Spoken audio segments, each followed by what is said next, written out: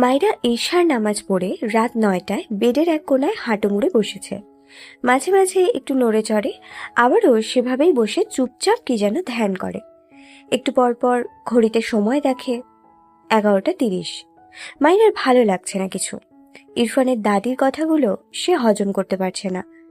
ইরফান আসে না কেন? এতক্ষণ তো চলে আসতো, আজ আসে না কেন? আরো 20 মিনিট এভাবে বসে থাকলো। এরপর বেড থেকে নেমে বাংলা বই নিয়ে সোফায় বসলো। ফিজিক্স, কেমিস্ট্রি, ম্যাথ এই সাবজেক্টগুলোর টিচার লাগবে তার। এসব তো তার মাথার ওপর দিয়ে যায়। বাংলা বই খুলে কবিতা বের করলো একটা। বাংলা পড়তে তার ভালো লাগে বরাবরই, কিন্তু আজ মন বসছে না। এক লাইন পড়ে আর ঘড়ি রাখে, নয়তো ভাবনায় ব্যস্ত হয়। এভাবেই প্রায় 50 মিনিট পার করলো। ঘড়ির কাঁটা 12টার ঘরে। মায়ের সবকিছু অসহ্য লাগছে। দুঃখে চোখ থেকে পানি গড়িয়ে পড়ে। ইরফান আসে না কেন? তাকে ভুলে যাচ্ছে? ইরফানের দাদির বলা কথাগুলো ভাবতেই চোখের পানি বইয়ের ওপর টুপ টুপ করে পড়ল। মায়ের বিরক্ত হয়ে বইটা ঠাস করে সেন্টার টেবিলের ওপর রেখে সোফার ওপর ডান কাত হয়ে শুয়ে পড়ে। এভাবে থাকতে থাকতেই একসময় মায়েরা ঘুমিয়ে পড়ে। ঘড়ির কাঁটায় তখন রাত 1টা। ইরফান বাসার ভেতর প্রবেশ করে। সিঁড়ি বেয়ে ওপরে উঠতে নিলে তার গ্র্যান্ডমার কথায় থেমে যায়। দাদু ভাই, তোমার বউকে পছন্দ হয়েছে? ইরফান ভুরু কুচকে তাকায় তার দাদির দিকে, গম্ভীর গলায় বলে, নো। ইরফানের দাদি হেসে বলে, হ্যাঁ, এত সুন্দর সারপ্রাইজ দিলাম, তবুও পছন্দ করলে না? ইরফান কিছু বলল না। মায়রাকে যে তার গ্র্যান্ডমাই শাড়ি গহনা দিয়েছে, এটা সে মায়রাকে দেখেই বুঝেছিল। সিঁড়ি বেয়ে ওপরে উঠতে উঠতে বলে, এসব ফালতু সারপ্রাইজ আর অ্যারেঞ্জ করবে না। ইরফানের দাদি মিটিমিটি হেসে বলে, কি বলো, আমি তো এসেছি এজন্য দাদু ভাই, আজকেও সারপ্রাইজ আছে। ইরফান বিরক্ত হলো, আজ আবার কি করলো? তবে পাত্তা দিল না। গট গট পায়ে তার রুমের দিকে এগিয়ে যায়। ইরফান তার ঘরের ভেতর প্রবেশ করে ভুরু কুচকে তাকায়। ঘর অন্ধকার। তার আজ লেট হয়েছে। মায়েরা হয়তো ঘুমিয়েছে, তবে মায়েরা তো জিরো লাইট জ্বালিয়ে রাখে। ইরফান উল্টো ঘুরে দরজা লক করে দেয়। এরপর ঘরের সব সুইচ অন করলো, কিন্তু আলো জ্বলে না। ইরফান একে একে প্রতিটা সুইচ অন করলে একটাও জ্বলে না। বিরক্ত হলো ছেলেটা। এমনিতেই কাজের চাপে মাথা হ্যাং হয়ে আছে, তার মধ্যে আরেক ঝামেলা। পকেট থেকে ফোন বের করে ফ্ল্যাশ অন করে একটু একটু আওয়াজে মায়েরার ঘুম হালকা হয়। চোখ জোড়া মিটমিট করে খোলে। ঘুম ঘুম চোখে একদম অন্ধকারের মাঝে একটা ছায়া মূর্তি দেখে সর্বশক্তি দিয়ে চিৎকার করে ওঠে। শরীর নড়ে ওঠে। সোফায় কোনায় এসে পড়ায় সোফা থেকে ঠাস করে মেঝেতে পড়ে যায়। ইরফান হতভম্ব। দ্রুত বেডের দিকে ফোনের ফ্ল্যাশ তাক করে দেখলো বেড ফাঁকা। ধপ করে কিছু পড়ার শব্দ পেয়ে ইরফান দ্রুত পায়ে বেডের ওপাশে চেক করে, তবুও ফাঁকা দেখে। ইরফানের চোখ মুখে ভীতি। এত জোরে চিৎকার, সাথে পড়ে যাওয়া, কোথায় মায়েরা? দ্রুত ব্যালকনির দিকে যেতে নিয়েও পিছু ফিরে আসে সোফার কাছে শব্দ পেয়ে। এক প্রকার দৌড়ে এসে সোফার সামনে থেকে সেন্টার টেবিলে বাম দিকে একটা জোরে সরে লাথি দেয়। ফলস্বরূপ সেন্টার টেবিল বেশ অনেকটা দূরে ছিটকে সরে যায়। ইরফান ফোনের ফ্ল্যাশ মেঝের দিকে ধরলে দেখলো মায়েরা উপুড় হয়ে পড়ে আছে। ইরফান দ্রুত হাঁটু মুড়ে বসে হাতে ফোন মেঝেতে উল্টো করে রেখে মায়েরাকে ধরে নেয়। বিচলিত কণ্ঠে আওড়ায়, আর ওকে? মায়ের শরীরে যেন শক্তি নেই। এই ইহজীবনে এত ভয় পেয়েছে কিনা তার মনে পড়ে না। শরীর কাঁপছে মেয়েটার। ইরফান হাঁটু মুড়ে বসে দুহাতে মায়েরাকে সোফার ওপর শুইয়ে দিল। মায়েরা পেটে ব্যথা পেয়েছে ভীষণ, সাথে ভয়ে আত্মার পানি শুকিয়ে গিয়েছে। তার রেশ এখনো শরীর কাঁপছে। ইরফান মায়েরার গালে হাত দিয়ে মৃদুস্বরে বলে, I am here, don't worry little girl. মায়ের এত অভিমান হলো এই লোকটার উপর। সে কতক্ষণ অপেক্ষা করতে করতে এখানে ঘুমিয়ে গিয়েছিল বুঝতেই পারেনি। অতিরিক্ত ভয়ে চোখের কোণে জমে থাকা পানির সাথে অভিমানী অশ্রু মিশ্রিত হয়ে চোখের কোণ ঘেঁষে গড়িয়ে পড়ে। ইরফান মায়ের গলা চেক করলে দেখলো মেয়েটা ঘেমে গিয়েছে। ইরফানের এত রাগ হলো তার গ্র্যান্ডমার ওপর। গ্র্যান্ডমা যদি তার চেয়ে ছোট হতো, আজ গুনে গুনে 100টা থাপ্পড় দিত ইরফান তাকে। ইরফান মায়েরাকে নিয়ে বেডে শুইয়ে দিল। মায়েরার দিকে কিছুটা ঝুঁকে মৃদুস্বরে বলে, কোথাও ব্যথা পেয়েছ? মাইরার চোখ ভেজা, অন্ধকারে তেমন দেখতে পায় না। ফোনের ফ্ল্যাশ উপর করে রাখায় খুবই ঝাপসা দেখলো দুজনকে। মাইরা ইরফানের প্রশ্নের উত্তর না দিয়ে নাক টেনে বলে, আপনি কোথায় ছিলেন? ইরফান ভুরু কুচকে গম্ভীর গলায় বলে, অফিসে কাজ ছিল। কোথায় ব্যথা পেয়েছ? মাইরা চোখ বুজে বলে, পাইনি। ইরফান বিরক্তি কণ্ঠে বলে, বলবে নাকি থাপ্পড় দিয়ে সব দাঁত ফেলবো তোমার? মাইরা রাগ হয়, এই লোক আবার তাকে ধমকাচ্ছে। চোখ মেলে রেগে বলে, আপনি ভালোভাবে কথা বলতে পারেন না? তাছাড়া আমি জানি ভালো মানুষেরা কখনো রাত বিরেতে বাইরে থাকে না। ইরফান চোখ ছোট ছোট করে তাকায়, কৌতূহলী গলায় বলে, তাহলে কোন মানুষেরা রাতে বাইরে থাকে? মাইরা উল্টো পাশ ফিরে চোখ বুজে বলে, বকাঠি, লুচ্চা, দুর্নীতিবাজ, ভণ্ড। ইরফান ঝট করে মাইরাকে তার দিকে ফিরিয়ে দাঁতে দাঁত চেপে বলে, stupid girl, by any chance এসব তুমি আমাকে মিন করে বলছো? মাইরা ভাবলেশীনভাবে বলে, আপনি অনেক বুদ্ধিমান। ইরফান কিছু বলতে চায়, তখনই ঘরের সবগুলো লাইট একসঙ্গে জ্বলে ওঠে। হঠাৎই অতিরিক্ত আলোর তোড়ে মাইরা চোখ খিচে বন্ধ করে নেয়। ইরফানের সর্বপ্রথম দৃষ্টি আটকায় মাইরার নোজ পিনটায়। মৃদুস্বরে বলে, স্টুপিড, এসব ফালতু কথা কোথা থেকে শিখেছ? মাইরা ধীরে ধীরে চোখ মেলে তাকায়। ইরফান আবারও বলে, ইউনো, বখাটে ছেলেরা কি করে? কথাটা বলে ইরফান মাইরার চোখের দিকে তাকায়। মাইরা ইরফানের দিকে চেয়ে ইরফান ঠান্ডা গলায় বলে, do you have any idea আজ আমি কত কাজ করেছি? হেডেক হচ্ছে, আর সারা তুমি আমার মাথার চুল টেনে দিবে, আন্ডারস্ট্যান্ড? কথাটা বলে ইরফান বেড থেকে নেমে দাঁড়ায়। মাইরা পিটপিট চোখে ইরফানকে দেখে। ইরফান হাত ঘড়ি খুলে রাখলো টেবিলে। মাইরা শোয়া থেকে উঠে বসে, ইরফানের দিকে নীরব চোখে চেয়ে। ইরফানের ফোনে কল আসলে কানে ফোন নিয়ে ইরফান কথা বলতে থাকে। কথা বলার মাঝে মাইরার দিকে চোখ পড়লে দেখলো মাইরা তার দিকে চেয়ে আছে। ইরফান কথা বলতে বলতে এগিয়ে এসে মাইরার সামনে বসে। বাম পা ভাঁজ করে ডান পা মেঝেতে রেখে বসেছে। মাইরা চোখ নামিয়ে নেয় ইরফানকে কাছে দেখে। ইরফান ভুরু কুঁচকে মায়রার গালে হাত দিয়ে বলে, হোয়াট হ্যাপেন্ড? মায়রা চোখ তুলে তাকায়, মিনমিন করে বলে, আপনি সত্যি অফিসে ছিলেন? ইরফান কল কেটে বেডের উপর ফোন রেখে দেয়। অতঃপর বিস্ময় কণ্ঠে বলে, স্টুপিড গার্ল, এসব অদ্ভুত কোয়েশ্চেন করছো কেন? অফিসার আর কোথায় থাকবো? মায়রা আবারও চোখ নামিয়ে নেয়। ইরফান তীক্ষ্ণ চোখে মায়রার দিকে কিছু সময় চেয়ে থাকে। এরপর মায়রার কানের কাছে মুখ নিয়ে মৃদুস্বরে বলে, নাইট ক্লাবেও ছিলাম, তুমি যেতে চাও? মায়রা চোখ বড় বড় করে তাকায়। ইরফান সোজা হয়ে বসলে মায়রা চোখ মুখ কুচকে বলে, ছি, ওখানে তো ছোট ছোট কাপড় পরা বেহায়া মেয়েরা থাকে। ইরফান মায়রার এক্সপ্রেশন দেখলো তীক্ষ্ণ চোখে। এরপর গম্ভীর গলায় বলে, যেতে চাও তুমি?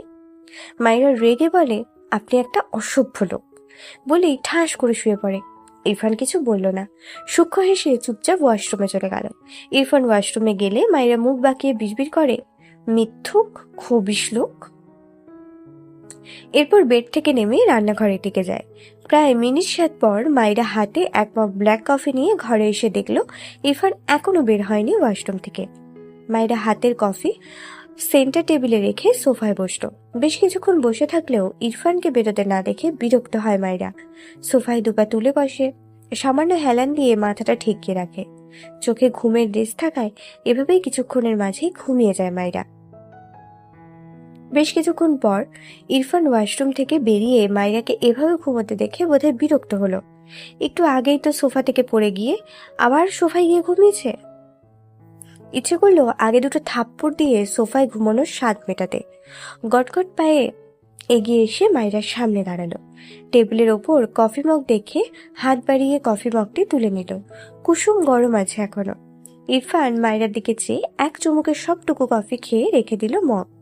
এই কাজ হয়তো মায়রার ওপর রাগ করেই করলো। এরপর মায়রাকে তুলে নেয়।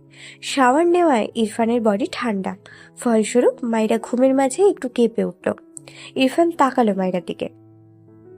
বেডের ওপর মায়রাকে শুইয়ে দিয়ে মায়রার গলায় হাতের উল্টো পিঠে চেক করলে দেখলো মায়রার শরীর ঠান্ডা। ইরফানের কপালে বিরক্তিকর ভাঁজ। এর বডিতে কি আসলেই ব্লাড নেই? এর জন্য তাকে কতবার যে এসি অন অফ করতে হয়। সবচেয়ে বড় কথা, সে ফ্যানের বাতাসে ঘেমে যায়। দীর্ঘশ্বাস ফেলে রিমোট দ্বারা এসি অফ করে দিল। শুদ্ধ ফারাদের বাসার সামনে গাড়ি দাঁড় করা। তখন ঘড়ির কাঁটা 12টা 40-এর কাছাকাছি। শুদ্ধ পকেট থেকে ফোন বের করে ফাইজের নাম্বারে কল করে ফোন কানে ধরে। সাথে ফারার দিকে তাকালে দেখলো ফারা তার দিকেই চেয়ে আছে, যেন চোখে মুখে কৌতূহল। শুদ্ধ ভুরু কুচকে তাকায়, কিছু একটা ভেবে বলে, তোমাকে আমার মা দেখতে চায়নি তো ফারা। আমার মা সামিয়াকে নিয়ে ঘুমায়, বুঝলে, তাই তোমাকে আমার বাড়ি নিয়ে যাব না। ফারার মুখ কালো হয়ে যায়। শুধু আবারও হেসে বলে, তোমার ভাই কল ধরে না কেন? ওদিকে সামিয়া আমার খাবার নিয়ে অপেক্ষা করছে। মুহূর্তেই ফারার চোখ জোড়া ঝাপসা হয়, তবে শুদ্ধর চোখ থেকে তার চোখ সরল না। শুদ্ধ দেখল ফারার ভেজা চোখ। ফাইজ কল রিসিভ করলো না। ফারার নাক টেনে বলে, তুমি সব সময় আমাকে কাঁদাও। শুদ্ধ হেসে বলে, আমি কাঁদাবো না তো আর কে কাঁদাবে? ফারা মাথা নিচু করে বলে, ওই সামিয়া মেয়েটা তোমার বাড়িতে আছে, তুমি যাবে না ওখানে। শুদ্ধ ভঙ্গিতে বলে, তাহলে কোথায় থাকবো? আগে বললেই তো তোমার ভিলেন ভাইকে কল করতাম না। ফারা লজ্জা পায়, নত মাথা আরেকটু নত করে, মিনমিন করে বলে, তুমি আজকে আমাদের বাড়ি থাকো। শুদ্ধ মৃদু হেসে বলে, তোমার সাথে থাকতে দিবে? ফারা চুপ থাকে। ড্যাশবোর্ডের ওপর থেকে তার ফোনটা নিয়ে আবারও ফাইজকে কল করলো। ফারা আর চোখে শুদ্ধর দিকে চেয়ে বলে, তুমি ভাইয়ার সাথে থাকবে, আমি আর ভাবি একসাথে থাকবো। শুদ্ধ ফোন পকেটে রাখে। ফাইজ কল কেটে দিয়েছে, তার গাড়ি দেখেছে হয়তো। শুদ্ধ ফারার দিকে পুরোপুরি ফিরে বসে বলে, মা আর সামিয়া একা আছে। ফারা বুঝলো ব্যাপারটা।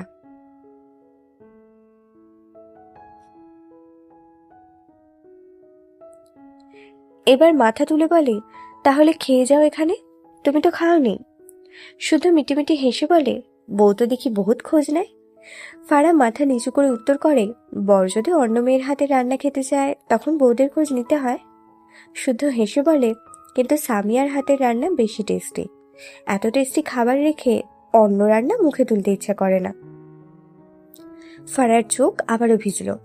এতদিন মেয়েটা শুদ্ধর বাড়ি আছে, শুধু অবশ্যই তার হাতের রান্না খেয়েছে, আর এখন তো প্রশংসাও করছে। ফারা তাকালো না শুদ্ধর দিকে, মাথা নিচু করে রাখে। শুদ্ধ আবেগ মাখা কণ্ঠে বলে, অন্যের হাতে রান্নার প্রশংসা তো আমার জিহবা করে। ফারার ভেতরটা কেমন কাঁপলো তীব্র অনুভূতিতে। মাথা তুলে শুদ্ধর দিকে তাকালে দেখলো শুদ্ধ হেসে তার দিকে চেয়ে আছে। ফারা মিনমিন করে বলে, শুনতে পাই, কিন্তু তুমি মোটেও আবাল নও। তাহলে আমি কেমন? ফারা মাথা নিচু করে ছোট্ট করে বলে, রূপবান। শুদ্ধ হেসে ফেলে, হাত বাড়িয়ে ফারার চোখে লেগে থাকা পানি মুছিয়ে দিয়ে বলে, ফাইজ দাঁড়িয়ে আছে, যাও। তুমি খেয়ে যাবে না? রেস্টুরেন্টে খেয়ে নিব, তুমি তোমার হাতকে আপাতত রেস্ট দাও। আমি আবদার করা শুরু করলে তোমার হাত দুটো রেহাই পাবে না। ফারা আর কিছু বলল না, চুপচাপ গাড়ি থেকে নেমে যায়। শুদ্ধ গাড়ির জানলা দিয়ে ফাইজের দিকে তাকালো, গলা উঁচিয়ে বলে, ইস, ইনায়ার লাভারটা আমাকে কল দিয়ে দিয়ে জ্বালিয়ে মারছে। ফাইজ কটমট দৃষ্টিতে শুদ্ধর দিকে তাকালো। শুদ্ধ পাত্তা দিল না, গাড়ি স্টার্ট দিল। শুদ্ধ এভাবে বলায় ফারা লজ্জা পায় ভাইয়ের সামনে। ফাইজ আওয়াজ করে বলে, নির্লজ্জ বাঁদর। শুদ্ধ গাড়ির থেকে বেরিয়ে এক পা গাড়ির বাইরে রাখে, বাহাত গাড়ির উপর রেখে গলা উঁচিয়ে বলে, আহারে লজ্জাশীল সোনা, আমার বোনটার কপালকে পুড়িয়ে দিলাম নাকি? ফাইজ বিব্রত বোধ করে, একে কথার কথাই বলাই ভুল হয়েছে। কটমট দৃষ্টিতে তাকায় শুদ্ধর দিকে। ডান পায়ের জুতো খেলে শুদ্ধর দিকে ছুঁড়ে মারলে শুদ্ধ দুটো গাড়ির ভেতর বসে গাড়ি ঘুরিয়ে নেয়। শুদ্ধ বাসায় নক করলে তার মা এসে দরজা খুলে দেয়। চিন্তিত কণ্ঠে বলে, ফারা কেমন আছে? শুদ্ধ জুতো খুলে রাখলো, দরজা আটকে তার মায়ের দিকে তাকিয়ে মৃদুস্বরে বলে, আমি বেশি ভেবেছিলাম মা, ও ঠিক আছে, টেনশন করো না। টিনা বেগম আর কিছু বললেন না, চুপচাপ ঘরের দিকে যেতে নিলে শুদ্ধ পেছন থেকে তার মাকে জড়িয়ে ধরে। মৃদুস্বরে বলে, আমার উপর রাগ করে আছো মা? টিনা বেগম মৃদু হাসলেন, ডান হাত বাড়িয়ে পেছন থেকে শুদ্ধর গালে হাত রেখে বললেন, সন্তানরা ক্ষমা না চাইলেও মায়েরা ক্ষমা করে দেয়, সেখানে আমার ছেলে তো আমার কাছে কত করে ক্ষমা চেয়েছে, আমি কিভাবে রাগ করে থাকবো? শুদ্ধ মৃদু হাসলো মায়ের কথায়। টিনা বেগম উল্টো ঘুরে শুদ্ধকে নিয়ে সোফায় বসলেন। শুদ্ধ প্রশ্নাত্মক চোখে চাইলে টিনা বেগম চিন্তিত কণ্ঠে বলে, ফাইজ, ওর বাবা মা মানবে তোকে? জানিস না ওরা কত উঁচু পরিবারে? তুই তো সেই ফেলে রাখা ব্যবসায় একটু হাত লাগা ভালোভাবে। শুধু তার মায়ের কথা বুঝলো। তার মায়ের চিন্তা ভাবনা পছন্দ হলো না। সে তার মায়ের পাশ থেকে উঠে দাঁড়িয়ে বলে, ব্যবসা ফেলে রাখেনি তো।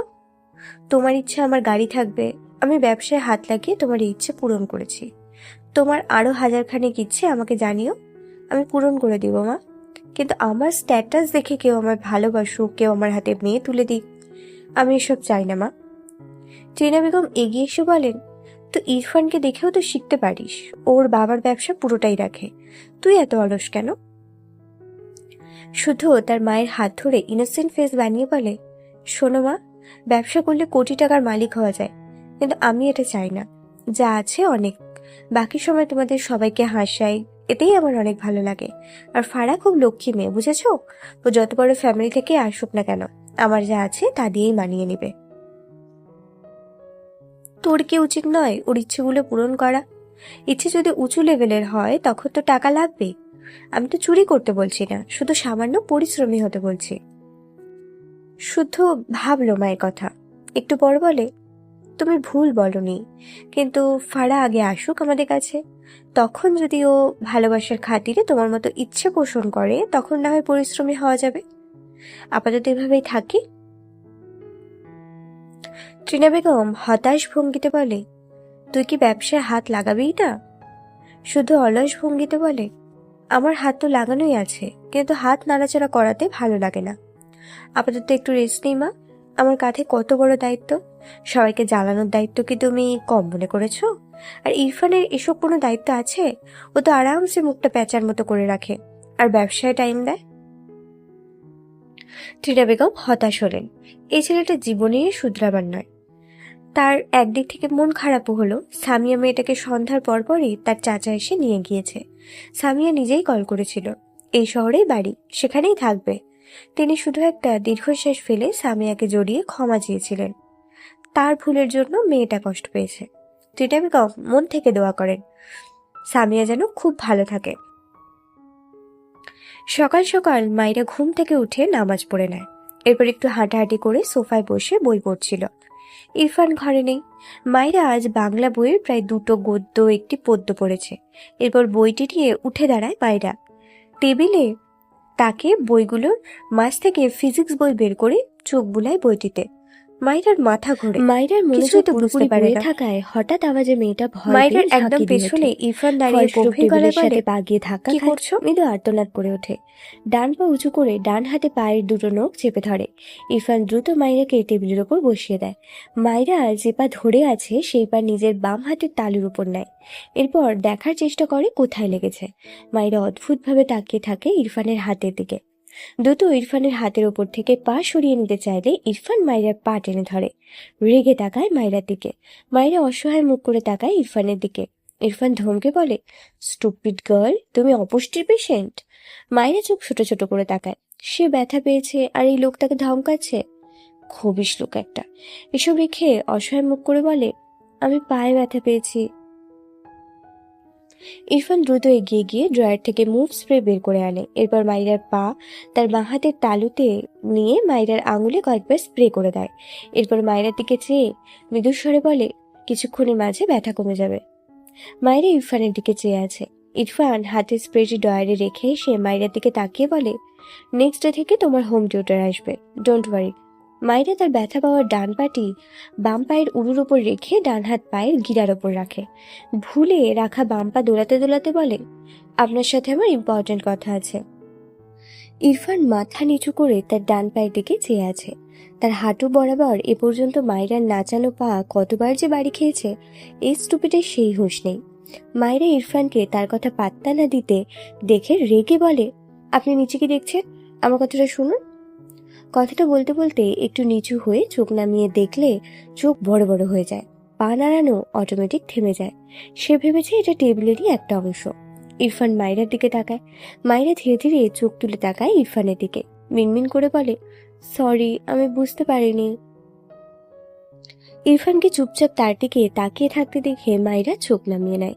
ডান হাতের বুড়ো আঙুলের কিছুটা অংশ মুখে নিয়ে ভাবছে কি করবে তাকে। এই লোকটা সামান্য কথা বললেই থাপ্পড় দিয়ে দাঁত ফেলে দিতে চায়, সেখানে সে লাথি দিয়েছে লোকটাকে। ভাবতেই মাইরার নিজেরই কেমন যেন লাগলো। মাইরা বাঁ হাতে ডান হাতের আঙুলটি চেপে ধরে ইরফানের দিকে চেয়ে রেগে বলে, আপনার পায়ে আমার পা একটুখানি লেগেছে বলে এমন করবেন? পাষাণ লোক একটা। ইরফান ভুরু কুঁচকে বলে, এর জন্য পানিশমেন্ট দিইনি। মাইরা অবাক হয়ে বলে, তাহলে আমি কি করেছি? ইরফান ঠান্ডা গলায় বলে, সিডিউস করার পানিশমেন্ট। মাইরা অদ্ভুত চোখে তাকালো ইরফানের দিকে। ইরফানের চোখে চোখ পড়লে মাইরা চোখ নামিয়ে নেয়। সে তো ঠিকঠাকই আছে। মাইরা চোখ বড় বড় করে তাকায় ইরফানের দিকে। ইরফান মাইরার এক্সপ্রেশনে ডান দিকে ঘাড় বাঁকিয়ে, বাঁ হাতে বাম গাল চুলকিয়ে, আড়ালে ঠোঁট বাঁকিয়ে সূক্ষ্ম হাসে। এরপর নিজেকে স্বাভাবিক করে ভুরু কুঁচকে বলে, কি বলতে চাও ফার্স্ট বলো, আমার ভার্সিটি আছে। মায়েরা কিছু মনে পড়তেই জিভ দিয়ে ঠোঁট ভিজিয়ে বলে, ও হ্যাঁ, আপনাকে কষ্ট করে টিউটর দিতে হবে না। আমি একটা কোচিংয়ে পড়তে চাই আমার বান্ধবীর সাথে। বাসায় টিউটরের চেয়ে ওখানে কলেজ শেষে পড়লে টাকাও কম লাগবে। আমি ওখানে পড়তে চাই। ইরফান গম্ভীর গলায় বলে, নো, বাসায় পড়বে, ইটস ফাইনাল। কথাটা বলে ইরফান ওয়াশরুমের দিকে যেতে নিলে মায়েরা বলে ওঠে, আমি আপনার টাকা বাঁচিয়ে দিতে চাইছি। ইরফান মায়ের সামনে দাঁড়িয়ে ভুরু কুঁচকে বলে, নো নিড, এসব ফালতু কথা বললে থাপ্পড় দিয়ে সব নাট ফেলবো, স্টুপিড। মায়েরা মুখ বাঁকায়, ভালো কথা বললেও থাপ্পড় দিতে চায়। কিছু একটা মনে পড়তেই মায়েরা উৎফুল্ল মনে হলে, জানেন আমি এসএসসিতে বৃত্তি পেয়েছি। ইরফান গম্ভীর গলায় বলে, আই নো। মায়েরা মন খারাপ করে বলে, আপনি কি আমাকে কিছু টাকা ধার দিবেন? আমি বৃত্তির টাকা থেকে আপনাকে আবার দিয়ে দেব। আমাদের গ্রামে তো জিপিএ 5 পাইলেও মিষ্টি খাওয়ায়। ইরফান ভুরু কুঁচকে বলে, তুমি কাকে খাওয়াতে চাও? এবারই সবাইকে, আমি যাদের যাদের চিনি তাদের সবাইকে, আমার ছোট ভাইকে। ইরফান ওয়াশরুমের দিকে যেতে যেতে সূক্ষ্ম হেসে ছোট্ট করে বলে, ওকে, আনিয়ে দিব। মাইরার মুখে হাসি ফুটে ওঠে। শুদ্ধ তার মাকে ইরফানদের বাসায় রাখতে এসেছে। সামিয়া চলে গিয়েছে শুনে শুদ্ধ একটা দীর্ঘশ্বাস ফেলেছিল। একজন মানুষ হিসেবে তার ভীষণ খারাপ লেগেছে। অকারণে মেয়েটা কষ্ট পেয়েছে, কিন্তু তার কি করণীয় ছিল? ফারাকে নিয়েই চিন্তার শেষ নেই তার। ইরফানের দাদি ত্রিনা বেগম আর শুদ্ধকে দেখে বলে, কেমন আছিস ত্রিনা? ত্রিনা বেগম তার ফুপুর দিকে এগিয়ে এসে মৃদু হেসে বললেন, আলহামদুলিল্লাহ ভালো ফুপু, তোমার শরীর কেমন? একদম অনেক ভালো, ভালো বলেই তো এলাম। তোরা তো যাবি না? এরপর শুদ্ধর দিকে তাকিয়ে বলে, আজ তোমার আসার সময় হলো? শুদ্ধ এগিয়ে তার গ্র্যান্ডমাকে পেছন থেকে জড়িয়ে বলল, আহা গো আমার সুন্দরী সুইট প্রথম বউ, এত সুন্দর বউয়ের সামনে আমাকে যদি হ্যান্ডসাম না লাগে তাহলে কি বিশ্রী ব্যাপার হবে, বুঝতে পারছো? তাই তো তুমি এসেছো শোনার পর থেকে আমি নিজেকে হ্যান্ডসাম ভাবে প্রিপেয়ার করছিলাম। শুদ্ধর কাণ্ড দেখে ত্রিনা বেগম সহ রুমা নেওয়াজ তারেক নেওয়াজ হাসছেন। শুদ্ধর দাদি শুদ্ধর কান টেনে বলে, ওমা তাই নাকি? কিন্তু তোমাকে তো একটুও হ্যান্ডসাম লাগছে না। মাইয়া কলেজ বোরখা পরে ডাইনিং এ এসে দাঁড়িয়েছে। ইরফানের দাদির কথা শুনে শব্দ করে হেসে ওঠে। শুধু ইনোসেন্ট ফেস বানিয়ে বলে, তুমি আমাকে এভাবে ইনসাল্ট করতে পারলে গ্র্যান্ডমা? আমি কত হ্যান্ডসাম জানো? তুমি কল্পনাই করতে পারছো না আমার সৌন্দর্য নিয়ে। কথাটা বলতে বলতে দেখলো ইরফান সিঁড়ি বেয়ে নামছে। তার কান থেকে গ্র্যান্ডমার হাত সরিয়ে মায়েরার দিকে তাকিয়ে মিটিমিটি হেসে বলে, মাইরা আমি হ্যান্ডসাম নই বলো? মাইরা থতমত খেয়ে থাকায় শুদ্ধর দিকে মেকি হেসে বলে, জি ভাইয়া। শুদ্ধ হেসে বলে, কতটা সুন্দর একটু বর্ণনা করে বোঝাও তো মাইরা। মাইরা বিব্রত বোধ করে। শুদ্ধ ইরফানের দিকে তাকালে দেখলো তার দিকে খেয়ে ফেলা চোখে চেয়ে আছে। গটগট পায়ে এগিয়ে এসে মাইরার পাশে দাঁড়িয়ে শুদ্ধর উদ্দেশ্যে বলে, লাইক বাদরির 3 নম্বর বাচ্চা। শুদ্ধ মুখ ভোতা করে তাকায়। ইরফানের কথায় সবাই শব্দ করে হাসে। মাইরা নিজেও হেসে ইরফানের দিকে তাকায়। ইরফান ঘাড় বাঁকিয়ে গম্ভীর চোখে মাইরার দিকে তাকায়। মাইরা চোখ ছোট ছোট করে তাকায়। সবাই হাসছে। এই লোকের হাসতে কি প্রবলেম? তার ইচ্ছে করলো 2 হাত ইরফানের মুখের ভেতর দিয়ে দুপাশ থেকে টেনে ধরতে। ছোটবেলায় তারা এমন করতো। কথাটা ভাবতেই মুখ চেপে আরো হাসতে লাগলো। ইরফান বিড়বিড় করে, স্টুপিড। ভার্সিটি প্রাঙ্গণে গাড়ি নিয়ে প্রবেশ করে শুদ্ধ। গাড়ির স্টিয়ারিং ঘোরাতে ঘোরাতে একবার মাঠের কোনায় দাঁড়ানো হাস্যোজ্জ্বল ফারার দিকে তাকায়। তার মুখেও হাসি ফুটে ওঠে। গাড়ির থেকে বেরিয়ে এক জায়গায় দাঁড়ায়। পাশেই ইরফান তার গাড়ির থেকে বেরিয়ে অফিস রুমের দিকে যায়। শুদ্ধ ফারার দিকে আর এগোয় না, অফিস রুমের দিকে পথ ধরে। তার মায়ের বলা কিছু কথা মনে পড়ে। ইরফানের পিছু পিছু যেতে যেতে পিছু ফিরে আর একবার ফারার দিকে তাকায়। ফারার পরনের কাপড়ের দিকে তাকালো। অনেক বেশি কোয়ালিটিফুল কি? ব্যবসা ছাড়া ফারাকে ভালো রাখতে পারবে না? বিরক্ত হয়। বিয়ে করে এসব ফালতু ভাবনা কেন ভাবছে। সামনে ফিরে ইরফানের পাশে হাঁটতে হাঁটতে বলে, ইরফান, তুই বিজনেস করিস কেন? ইরফান দাঁড়িয়ে যায়, ভুরু কুঁচকে তাকায় শুদ্ধর দিকে। শুদ্ধ চোখ ছোট ছোট করে বলে, তোকে তো আগে মামা টেনেও অফিসে নিয়ে যেতে পারতো না, হঠাৎ এমন চেঞ্জ? বিয়ের কেরামতি নাকি? ইরফান বিরক্তি চোখে তাকায় শুদ্ধর দিকে। শুদ্ধ ভাবুক ভঙ্গিতে বলে, মাইয়া গ্রামের মেয়ে বুঝলি, আমিও গ্রামের ছেলে। তোদের শহুরে ছেলে মেয়েদের মতো এত টাকা লাগে না আমাদের। ইরফান গম্ভীর গলায় বলে, but she wants to be a millionaire, কিন্তু ও কোটিপতি হতে চায়। শুদ্ধ বিস্ময় চোখে তাকায় ইরফানের দিকে, অবাক কণ্ঠে বলে, অসম্ভব, মায়েরা ওই ধরনের মেয়েই না।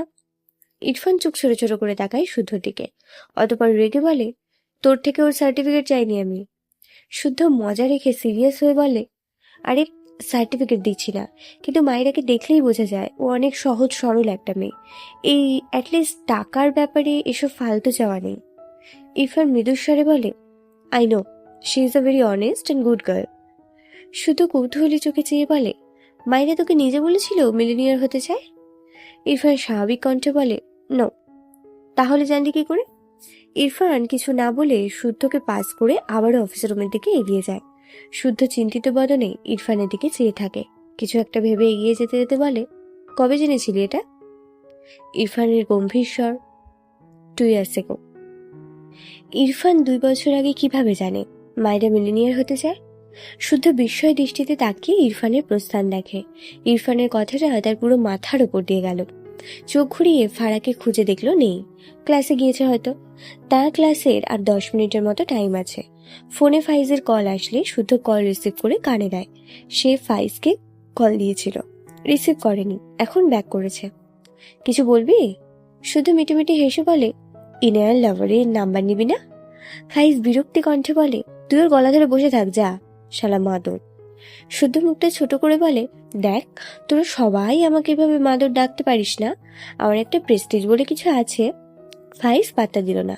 শুদ্ধ হেসে বলে, তুই কি আমার থেকে কিছু শিখেছিস? শোন, ভালো হয়ে যা, ভালো হতে পয়সা লাগে না। ফাইজ আসমান থেকে পড়ার মতো করে বলে, বিশ্বাস কর, একটুও মানায় না এসব ডায়লগ তোর মুখে। শুধু হাসলো।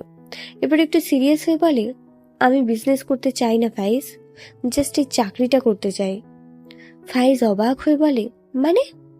আমি আমার বিজনেসের পাশাপাশি তোর বিজনেসে তোকে অনেক হেল্প করেছি, ভুলে গিয়েছিস? শুদ্ধ হতাশ কণ্ঠে বলে, আমার ভালো লাগে না। আমার বাবা প্রাইমারি স্কুলের মাস্টার ছিল, সেই হিসেবে আর একটু উপর জায়গার আছি আমি, এটাই অনেক। ফাইজ গম্ভীর স্বরে বলে, ফারা মানাতে পারবে না, তুই এসব কথা বাদ দিয়ে কাজ কর, রাখছি।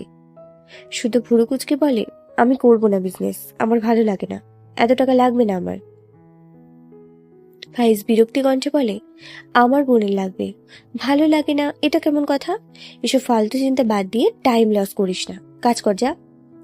শুদ্ধ রেগে বলে, আমি করবো না মানে না, এটাই ফাইনাল। ফাইজ রেগে বলে, তাহলে আমার বোনকে ভুলে যা, বলেই কল কেটে দেয়। শুদ্ধ চোখে মুখে বিস্ময়। ফাইজের বিহেভে তার খারাপ লাগলো। মানে ফাইজ তাকে কোটিপতি বানিয়ে তার হাতে তার বোনকে তুলে দিতে চায়, কিন্তু সে তো টাকা চায় না। বিরক্ত লাগে কেন যেন।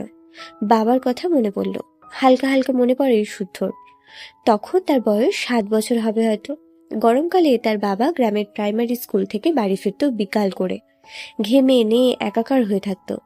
শুধু খেলা রেখে দৌড়ে বাবার কাছে আসতো, পানি এগিয়ে দিত, টেবিল ফ্যান চালিয়ে দিত, কারেন্ট না থাকলে হাত পাখা দিয়ে বাতাস করত। তার বাবা স্নেহের হাত বুলাতো তার মাথায়। একদিন হঠাৎই মানুষটা চলে গেল। শুদ্ধর বাবা ডাকটা হারিয়ে গেল। শুধু আর খেলতে যেত না। খেলার মাঝে বাবাকে দেখে দৌড়ে আসা হবে না যে আর। তার বাবার পরা লুঙ্গিগুলো ছোটবেলায় সে গুছিয়ে রেখেছিল। সবাই বলতো মানুষদের দিয়ে দিতে, শুদ্ধ দেয়নি।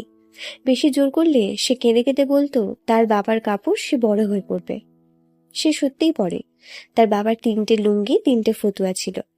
অনেক বিলাসিতা তো তাদের ছিল না। 3টে লুঙ্গি, 3টে ফতুয়া আর শুদ্ধর আলমারিতে খুব যত্নে তুলে রাখা আছে। মাসে 1 থেকে 2 দিন সে এটা পরে। কথাগুলো ভাবতেই চোখজোড়া কখন যে ভিজে উঠেছে বুঝতেই পারেনি। গ্রামের বাড়িতেই তার বাবার কবর। তার মাকে এজন্যই এখানে একেবারে আসতে বলতে পারে না। সে নিজেই তো পারবে না। সে গ্রাম ছেড়ে কি করে আসবে যেখানে তার বাবা শুয়ে আছে? পকেট থেকে ফোন রেখে চোখ ডলে স্বাভাবিক করে নিল। এরপর ক্লাসরুমের দিকে এগিয়ে যায়। ক্লাস শেষে শুদ্ধ ইরফানের রুমে আসে। ইরফানকে দেখল না। চুপচাপ গিয়ে বসলো একটা চেয়ারে। এরপর চোখ বুঝলো, ভালো লাগছে না কিছু। কিছুক্ষণ পর ইরফান তার রুমে এসে শুদ্ধকে দেখে ভুরু কুঁচকে তাকায়। কিছু না বলে তার চেয়ারে গিয়ে বসে। শুদ্ধ চোখ মেলে ইরফানের দিকে তাকায়। ইরফান ফোনে কিছু করছে। শুদ্ধর দিকে একবার তাকিয়ে আবারও ফোনে মগ্ন হয়ে থাকে কিছু সময়। এরপর ফোন ডেস্কের ওপর রেখে শুদ্ধর দিকে তাকায়। এই রেডিও চুপ থাকায় ইরফান ভুরু কুঁচকে তাকায় শুদ্ধর দিকে। শুদ্ধ চেয়ারে হেলান দিয়ে বুকে আড়াআড়ি ভাবে দুহাত গুঁজে চোখ বুজে আছে। ইরফান গম্ভীর গলায় বলে, হোয়াট হ্যাপেন্ড? শুদ্ধ চোখ মেলে তাকায় ইরফানের দিকে। গালে হাত দিয়ে বলে, বউকে ভালো রাখতে, সুখী করতে কত টাকা লাগে ইরফান? ইরফান ভুরু কুঁচকে বলে, লটস অফ মানি। একটু থেমে বলে, সে যখন যা চাইবে এটা সেকেন্ড টাইম চাওয়ার আগেই সবকিছু তার সামনে এনে দেওয়া প্রয়োজন। কিছু একটা চুজ করলে তার বিকল্প আরো অনেকগুলো তার সামনে হাজির করা প্রয়োজন, যেন সে পিছু ফিরে না বলে যেটি নিয়েছি এটার মতোই ওইটাও সুন্দর। এই ভাবনা ভাবার টাইমটাই সে তার পার্সনকে নিয়ে ভাবে। সে না চাইতেও তার হাজবেন্ড তাকে তার পছন্দের সবকিছু এনে দিয়েছে। This feeling is very important and এই ফিলিংস মানে ছাড়া ইম্পসিবল। সে মাটিতে হাঁটতে হাঁটতে বোর ফিল করলে হাজবেন্ডের আকাশে উঠতে নিয়ে যাওয়ার অ্যাবিলিটি থাকতে হবে। সে আফসোসের শ্বাস ফেলার সময়টায় হাজবেন্ডের দিকে কৃতজ্ঞতার চোখে তাকাবে। This is called happiness. And এই হ্যাপিনেসের জন্য যেটা প্রয়োজন তা হলো মানি। আর মানি অ্যারেঞ্জ করতে প্রয়োজন আ লট অফ হার্ড ওয়ার্ক। শুদ্ধ বিস্ময় দৃষ্টিতে ইরফানের দিকে চেয়ে আছে। ইরফান ভালোবাসার সংজ্ঞা দিল না? হ্যাঁ তাই তো, কিন্তু ইরফানের সাথে তার ভাবনা তো মিলল না, একদম না। নিজেকে সামলে বলে, আমি জানি তুই এসব ভালোবাসার সংজ্ঞা বললি, তো আমার মনে হয় ভালোবাসা শুধু শখ পূরণে নয়, কখনো কখনো শখ বিসর্জনের মাঝেও ভালোবাসা নিহিত থাকে। তুই বললি বউ কিছু পছন্দ করলে তার বিকল্প আরো অনেকগুলো জিনিস সে চাওয়ার আগেই তার সামনে হাজির করতে, কারণ কখনো যেন পিছু ফিরে আফসোস না করে। সেই সময়টাই সে যেন এটা ভাবে, আহা আমার বরটা এত ভালো কেন, না চাইতেও সবকিছু এনে দেয়। আমি বলছি না হাজবেন্ডের এসবে ভালোবাসা মিশে নেই, অনেক ভালোবাসা মিশে থাকে এখানে, কিন্তু বউয়ের কোনো কিছুর অভাবে আফসোস না করে যখন সেই স্বামীর হাতটাই আঁকড়ে ধরে, সেখানেও তো কম ভালোবাসা মিশে থাকে না?